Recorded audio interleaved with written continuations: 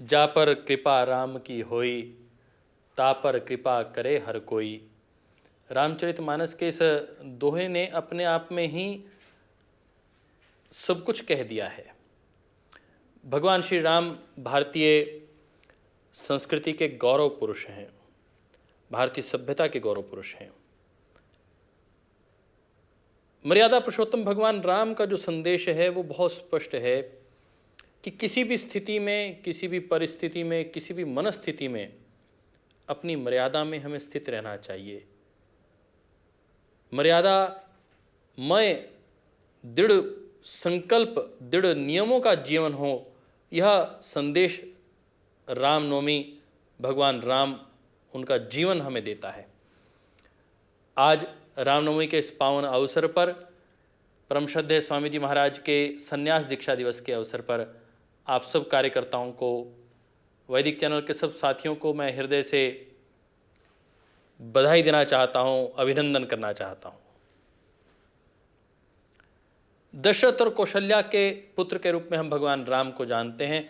भगवान राम, यदि हम कहें, कोई उनका कालखंड 9 लाख वर्ष कहता है, कोई 20,000 वर्ष कहता है, कोई उनके जन्म की बात करें तो वो 7,000 वर्ष के आसपास की बात कही जाती है। कितनी एक प्रासंगिक है मैं इसमें नहीं जाना चाहता हूँ, परंतु अधिकतर मॉडर्न के जो लोग हैं वह 7,000 वर्ष के आसपास मानते हैं, कुछ 17,000 वर्ष के आसपास का कालखंड मानते हैं। भगवान राम का जन्म कैसे हुआ, उसके पीछे की एक छोटी सी कहानी लेकर हम आगे बढ़ते हैं। कहते हैं कि अयोध्यापति दशरथ बहुत चिंतित हुए, बहुत परेशान हुए और उठकर चले वन की ओर। जब वन की ओर जा रहे थे तो लोगों ने पूछा कि आप वन क्यों जाना चाह रहे हैं, तो कहने लगे मैं बहुत चिंता में हूँ, बहुत पीड़ित हूँ।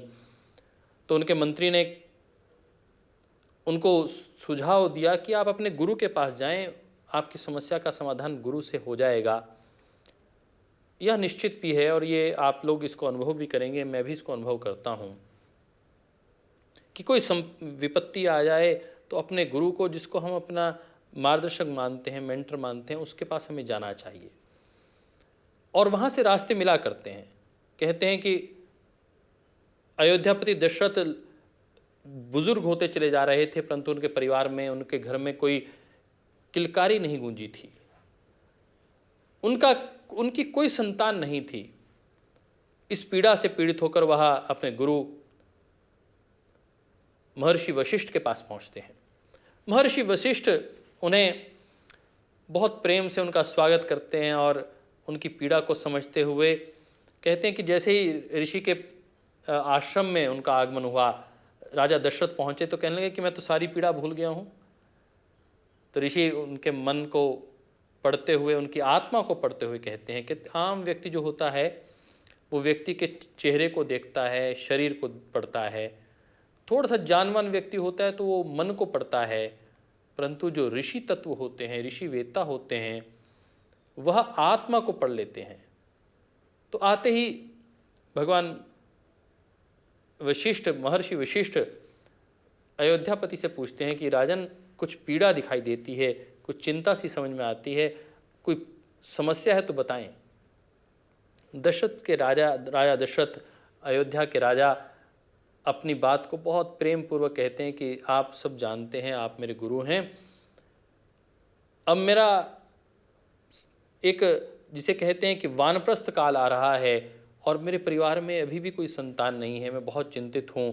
आगे इस सूर्यवंश का जो ये कुल है ये कैसे आगे बढ़ेगा, अयोध्या का ये राजकाज कौन संभालेगा, मुझे ये पीड़ा खाई जा रही है। तो राजा को गुरु उपदेश देते हैं कि कोई भी इच्छा हो, यदि हमें कोई भी कामना हो और हम उसे पूरा करना चाहते हैं, तो भगवान के जो कई लगभग 24 अवतार बताए जाते हैं, उसमें एक बड़ा अवतार है, वह है यज भगवान का। तो आप यज भगवान के पास जाइए, यज भगवान की कृपा होगी तो आपके घर में संतान होगी।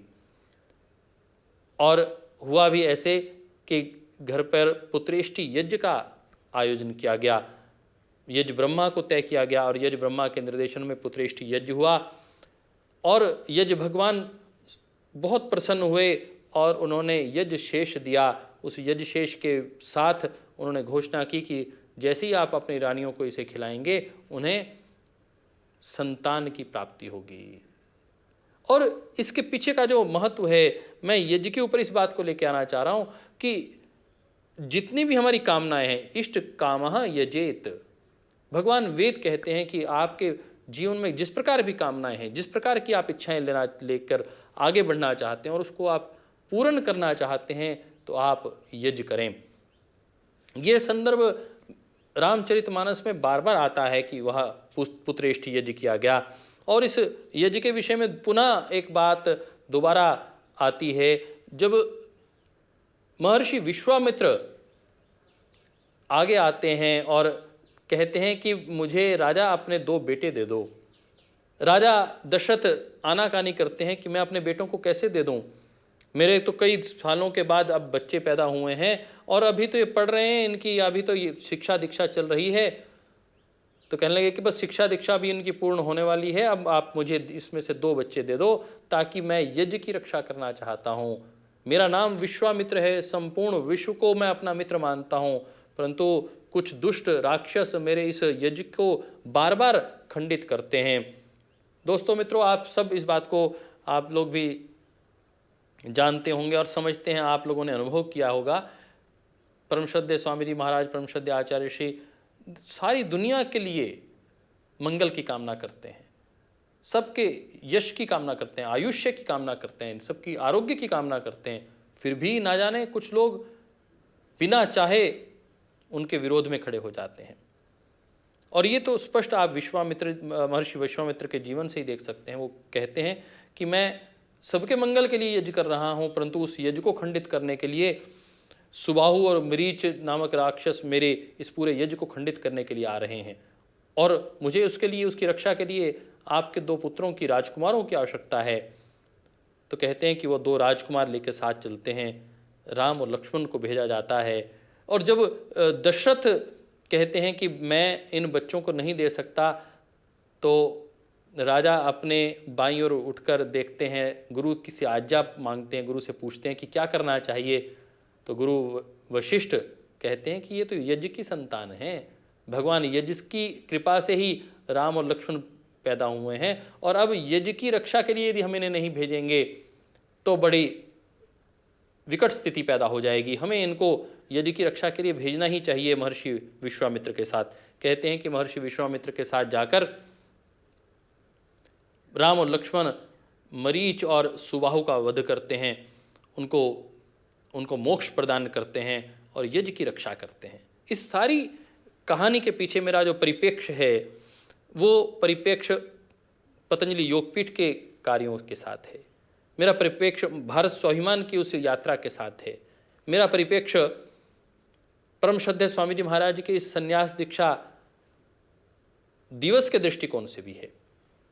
1995 में परम श्रद्धेय स्वामी जी महाराज ने गंगा के पावन तट पर हिमालय पर्वत की गोद में संन्यास लिया था। जिस वक्त संन्यास लिया था तो उनके पूजनीय गुरुजी ने आखिर रामनवमी का दिन ही क्यों चयन किया, क्यों आवश्यकता पड़ी रामनवमी के दिन का ही चयन करने की। कहा जाता है कि 9 दिवसीय नवरात्र के बाद शुक्ल प्रतिपदा, चैत्र शुक्ल प्रतिपदा के 9वें दिन भगवान राम का जन्म हुआ था और उसी पावन दिवस पर परम श्रद्धेय स्वामी जी महाराज का सन्यास के रूप में, एक सन्यासी के रूप में जन्म हुआ। और वो सन्यासी के रूप में जो श्रद्धेय स्वामी जी महाराज का जन्म हुआ है, इस द्विज जन्म की बात हम करते हैं, इस ज्ञानपूर्वक जन्म की बात करते हैं, त्यागमय जन्म दिवस की बात करते हैं, तो श्रद्धेय स्वामी जी महाराज के गुरु ने आखिर कुछ ना कुछ तो सोचा ही होगा, उसके पीछे उनकी कोई बड़ी सोच रही होगी। मैं ऐसा समझता हूँ कि पूज्य पिता रामनिवास जी और पूज्य माता गुलाब देवी जी के पुत्र के रूप में परम श्रद्धेय स्वामी जी का नाम ही श्रद्धेय स्वामी रामदेव जी महाराज है। राम शब्द उनके साथ जुड़ा हुआ है और वह देवतुल्य और देवताओं के गुणों का आधान जीवन में उनका संवर्धन करने के दृष्टिकोण से ही रामनवमी का उन्होंने चयन किया होगा उनके पूज्य गुरुजनों ने। इस दृष्टिकोण से मुझे ये बात समझ में आती है। भगवान राम का जो बड़ा जीवन का जो बड़ा उद्देश्य है वह है मर्यादा की स्थापना करना, दुष्टों से यज्ञ की रक्षा करना। और बात आती है राष्ट्र के निर्माण के लिए, राष्ट्र की रक्षा के लिए, जब कोई विश्वामित्र चलकर राजा दशरथ के पास पहुंचता है तो वह जाकर संपत्ति नहीं मांगता, वह राष्ट्र की रक्षा के लिए, यज्ञ की रक्षा के लिए संतति मांगता है। आज उसी संपत्ति और संतति के बीच में हम झूल रहे हैं, जब परम श्रद्धेय स्वामी जी महाराज परिवारों से आह्वान कर रहे हैं कि वो अपनी संतति को दें, इस राष्ट्र यज्ञ को आगे बढ़ाने के लिए, इस पतंजलि यज्ञ को आगे बढ़ाने के लिए, इस आरोग्य की यज्ञ को आगे बढ़ाने के लिए। जिस वक्त चहुओर भयावह स्थिति बनी हुई है, उसमें एक विश्वास का दीपक लिए परम श्रद्धेय स्वामी जी महाराज निरंतर श्रद्धाचार्य श्री के साथ आगे बढ़ रहे हैं। आरोग्य का दीपक लेकर, योग, आयुर्वेद, प्राकृतिक चिकित्सा, स्वदेशी का दीपक लेकर, वैदिक ज्ञान परंपरा का दीपक लेकर श्रद्धेय स्वामी जी महाराज संपूर्ण विश्व को आरोग्य बांट रहे हैं, संपूर्ण विश्व को मित्र बनाने के लिए, विश्व की शांति के लिए, वर्ल्ड ब्रदरहुड के लिए काम कर रहे हैं। श्रद्धेय स्वामी जी महाराज का जो ये आध्यात्मिक जन्म हुआ है, भारतीय संस्कृति की रक्षा और संवर्धन के लिए हुआ है। मैंने परम श्रद्धेय स्वामी जी महाराज को बहुत नज़दीक से देखने और समझने का प्रयास किया और ये पाया कि श्रद्धेय स्वामी जी महाराज मर्यादा में सबसे ज़्यादा विश्वास रखते हैं, नियमों में बहुत गहरा अटूट विश्वास रखते हैं और वह उसको जीते हैं। सबसे बड़ी बात जो मैं श्रद्धेय स्वामी जी महाराज के इस संन्यास दीक्षा दिवस पर आपके साथ साझा करना चाहता हूँ, संन्यास का अर्थ ही है सत्य में न्यास करने वाला। श्रद्धेय स्वामी जी महाराज सत्यपरक जीवन जीते हैं और जब तक वह कुछ चीज़ों को स्वयं अनुभव नहीं कर लेते तब तक वह किसी से साझा नहीं करते। उनकी योग पर, आयुर्वेद पर, प्राकृतिक चिकित्सा पर, स्वदेशी पर, भारतीय अर्थ दर्शन पर, वैदिक शिक्षा पर जितना भी उनका पूरे वर्ल्ड डोमेन में जो उनकी बात कही जाती है, उन लोग सब लोग ये कहते हैं कि वह प्रयोग आधारक अपनी बात कहते हैं, डॉक्यूमेंटेशन के आधार पर अपनी बात कहते हैं, अनुभव के आधार पर अपनी बात कहते हैं। मुझे लगता है ऐसे मंत्र दृष्टा श्रद्धेय स्वामी जी महाराज को हम संपूर्ण संगठन की ओर से नमन करते हैं और उनका हमें गुरु के रूप में प्राप्त होना ये कोई साधारण विषय नहीं है। कहा जाता है कि जो माता पिता और गुरु होते हैं वह स्वतः नहीं मिलते, वह आपके प्रारब्ध से तय होते हैं। आपका जैसा प्रारब्ध होगा वैसा ही आपको माता पिता और गुरुजनों का आशीष प्राप्त होगा। तो हमारा कितना बड़ा सौभाग्य है, हमने निश्चित ही पूर्व जन्म में कोई बहुत अच्छे कर्म किए होंगे तब हमें इतने अच्छे माता पिता मिले हैं, इतने योग्य, इतने सिद्ध गुरु मिले हैं। आज परम श्रद्धेय स्वामी जी महाराज के विषय में जब हम बात कर रहे थे तो मेरे ध्यान में आया कि सामान्य संसारी व्यक्ति को एक गुरु क्या देते हैं, तो संसारी व्यक्ति को तो शिक्षा देते हैं कि ये करना चाहिए और ये नहीं करना चाहिए। और यदि कोई व्यक्ति उस संसारी जीवन से ऊपर उठकर साधक बन जाता है, तपस्या कर लेता है, जो साधना करता है, तो फिर गुरु उसको दीक्षा देते हैं। और जब वह व्यक्ति अपनी शिक्षा पूरी कर लेता है, दीक्षा पूरी कर लेता है, तो गुरुजन उसको भिक्षा देते हैं और फिर गुरुजन की जब भिक्षा मिलती है तो व्यक्ति का जीवन कृतकृत्य हो जाता है, धन्य हो जाता है। श्रद्धेय स्वामी जी महाराज कृपा मूर्ति हैं, करुणा मूर्ति हैं, एक ममता का, वात्सल्य का भाव उनके अंदर सदैव रहता है, करुणा का भाव। कोई संत के मूल में यदि कोई मूल तत्व रहता है तो वो करुणा का ही है। तो जो संत है वो तो नवनीत समानः, वह तो ऐसे होते हैं जैसे मक्खन के रूप में होता है, हल्की सी किसी की पीड़ा देखते हैं तो वह पिघल जाते हैं। करुणा उनका मूल तत्व रहता है। कृपा तो वो कृपा पात्र पर करते ही हैं, परंतु करुणा तो सब पर करते हैं। कोई भी पीड़ित आ जाए, कोई भी सन्मुख आ जाए, उसके ऊपर अपनी कृपा अपनी करुणा का वरदस्त बना कर रखते हैं। और गुरु के हाथों से लिया हुआ प्रसाद उसको ही मिलता है, वो प्रसाद जो शुद्ध होता है। शुद्धो असि बुद्धो असि, कहा जाता है कि जो व्यक्ति शुद्ध होता है वही बुद्ध हो सकता है। तो आइए, यदि हम ज्ञानवान बनना चाहते हैं, बुद्ध को प्राप्त होना चाहते हैं, बोध को प्राप्त होना चाहते हैं, तो सर्वप्रथम हम शुद्ध हों। गुरु के चरणों में जाने से, अपने सदगुरु के चरणों में जाने से पहले यदि उनसे हम कुछ प्रसाद प्राप्त करना चाहते हैं, कृपा प्राप्त करना चाहते हैं, शिक्षा दीक्षा प्राप्त करना चाहते हैं, भिक्षा प्राप्त करना चाहते हैं, तो पहले हम स्वयं शुद्ध हों, पवित्र अपना जीवन बनाएं, और फिर हमें प्रसाद मिलेगा। और मैं तो जानता हूँ, परम श्रद्धेय स्वामी जी महाराज के बहुत नज़दीक रहकर भी मैंने देखा है और जाना है कि श्रद्धेय स्वामी जी महाराज बहुत दृढ़ता के साथ इस बात को कहते हैं कि मैं किसी को शिष्य नहीं बनाना चाहता, किसी को चेला चेली नहीं बनाना चाहता, मैं स्वयं महर्षि देवदयानंद का शिष्य हूँ और मैं उसको ही शिष्य मानता हूँ। मैं तो चाहता हूँ मेरा प्रतिरूप बने, जैसे मैं कार्य कर रहा हूँ समाज और राष्ट्र के लिए बिल्कुल निष्प्रिय भाव के साथ, निस्वार्थ भाव के साथ, वैसे ही कोई व्यक्ति आए अपने राष्ट्र के लिए, अपने समाज के लिए, अपने जीवन की, अपने प्राणों की आहुति देते हुए दिन रात विकल्प रहित संकल्प लेकर अखंड प्रचंड पुरुषार्थ के साथ कार्य करे। बस मैं ऐसे भारत का निर्माण देखना चाहता हूँ जहाँ सुबह सारा भारत उठे, योग और यज्ञ सब करें और एक स्वर्ग का वातावरण हो, वेदों की ऋचाएँ गूंजें। एक ऐसा वातावरण श्रद्धेय स्वामी जी महाराज देखना चाहते हैं, ये उनका स्वप्न है।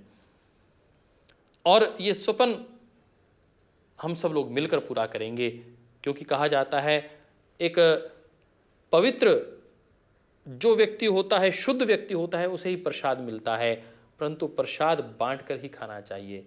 हमें श्रद्धेय स्वामी जी महाराज ने योग का, यज्ञ का, आत्म प्रेरणा का, आत्मबोध का, राष्ट्र प्रेम का जो यह प्रसाद दिया है, आइए हम सब भाई बहन मिलकर उस प्रसाद को अंतिम व्यक्ति तक पहुंचाएं।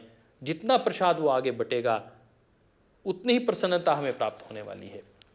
मैं पिछले दिनों परम श्रद्धेय संत चरण पूज्य मुरारी बापू जी के यहाँ हरिद्वार में महाकुंभ में कथा में मुझे जाने का अवसर मिला। वह हरिद्वार की उस कथा में कह रहे थे कि यह मानस हरिद्वार है, ये मानस ही, रामचरित मानस ही हरिद्वार है, अर्थात भगवान का द्वार है। और इसकी बात करते करते उन्होंने जब ये बात कही कि धर्म का द्वार क्या है, तो उन्होंने कहा कि धर्म का द्वार वैराग्य है।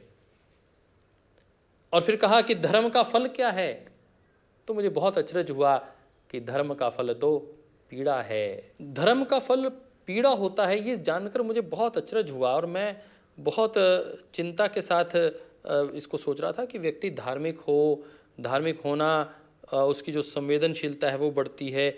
ये भी सत्य है कि धर्म वैराग्य के साथ आता है। महर्षि पतंजलि भी इस बात को कहते हैं, अभ्यास वैराग्याभ्याम तन्निरोधः। योग को सिद्ध करने वाले व्यक्ति के लिए भी अभ्यास, निरंतर अभ्यास की बात कही, वैराग्य की बात कही। ये बात तो मुझे स्पष्ट आ रही थी, परंतु धर्म का फल पीड़ा है, ये ध्यान में नहीं आ रहा था। तो एक गीत जो महात्मा गांधी जी के साथ चला करता था वो दिमाग में गूंजा, वैष्णवचन तो तेने रे कहिए जो पीड़ पराई जाने रे, वैष्णवचन तो तेने कहिए जो ये पीड़ पराई जाने रे। तो साहब वैष्णव जन तो वही हैं जो दूसरों की पीड़ा को अपनी पीड़ा मानकर वैसे ही करुणा प्रधान हो जाते हैं, वैसे ही उनके मन में वैसी पीड़ा उभरती है और वह उसके लिए उस पीड़ा को समाप्त करने के लिए तत्पर हो जाते हैं। जब ये बात मेरे ध्यान में आई तो मुझे लगा परम श्रद्धेय स्वामी जी महाराज धर्म के प्रतीक होकर, मर्यादा के प्रतीक होकर, सत्य के प्रतीक होकर वह अपना जीवन जीते हैं, परंतु उन्होंने स्वयं के सुख के लिए कभी कामना नहीं की, परंतु सबके जीवन में प्रसन्नता आए, सबके जीवन में सुख आए, उसके लिए निरंतर वो प्रयास करते हैं। तो धर्म का द्वार तो निश्चित रूप से वैराग्य है, परंतु धर्म का फल पीड़ा ही है साहब। क्योंकि जब आप धार्मिक हो जाते हैं, जब सबके भीतर उस परमात्म तत्व को देखने लग जाते हैं, यो माम पश्यति सर्वत्र सर्वम च मयि पश्यति तस्याम अहम न प्रणश्यामि स च मे न प्रणश्यति। यो माम पश्यति सर्वत्र, जो हर व्यक्ति में उस परमात्म तत्व को देखने लग जाए, वही व्यक्ति धार्मिक है, वही व्यक्ति सात्विक है, वही व्यक्ति पवित्र है, वही करुणा प्रधान है। बस श्रद्धेय स्वामी जी महाराज अब सब में उस परमात्मा की स्वरूप को देखने लग गए हैं और वो करुणा का प्रधान है, सबकी पीड़ा को अपनी पीड़ा मानकर वह जीते हैं। हम उनके इस भाव को नमन करते हैं।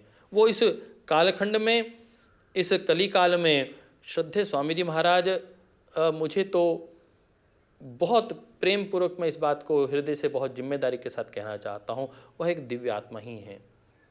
ईश्वर की विशेष आशीर्वाद के रूप में मैं उन्हें देखता हूँ कि वह इस काल को जो पूर्णतः भ्रष्टाचार युक्त हो चुका था, पूर्णतः रोगमय हो चुका था, भोगमय हो चुका था, उस सब में आरोग्य का दीपक जलाने वाले, भारतीयता का दीपक जलाने वाले, आध्यात्मिकता का दीपक प्रज्वलित करने वाले परम श्रद्धेय स्वामी जी महाराज को आज उनके संन्यास दीक्षा दिवस के पूर्व संध्या पर हम नमन करते हैं, प्रणाम करते हैं, वंदन करते हैं।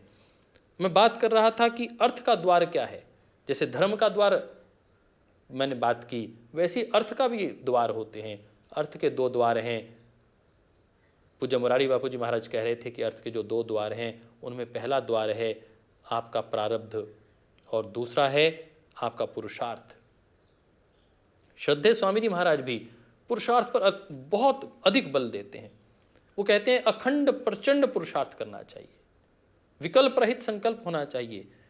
और मैं इस बात से श्रद्धेय स्वामी जी महाराज के सहमत हूँ कि श्रद्धेय स्वामी जी महाराज इस बात को बहुत जिम्मेदारी से कहते हैं कि आप गरीब पैदा हो सकते हैं परंतु आप गरीब मर नहीं सकते। आपको भगवान ने यदि दो हाथ दिए हैं तो आप पुरुषार्थ करें और अपने आप को सबल बना के दिखाएं, समृद्ध बनाकर दिखाएं। पूरे विश्व में भारतीय दर्शन को पता नहीं किस प्रकार, भारतीय अध्यात्म को कुछ लोगों ने पता नहीं किस प्रकार इस प्रकार पोषित कर दिया कि अध्यात्म मायने फकीरी, अध्यात्म मायने गरीबी। फकीरी होना अलग बात है, गरीबी होना दूसरी बात है। अध्यात्म मायने गरीबी कतई नहीं है साहब। आप अर्थ कमाएं और उसको परमार्थ में लगा दें। आज पतंजलि योगपीठ, पतंजलि आयुर्वेद के माध्यम से जो पुरुषार्थ पूर्वक धन का अर्जन करता है उसे परमार्थ में लगाता है।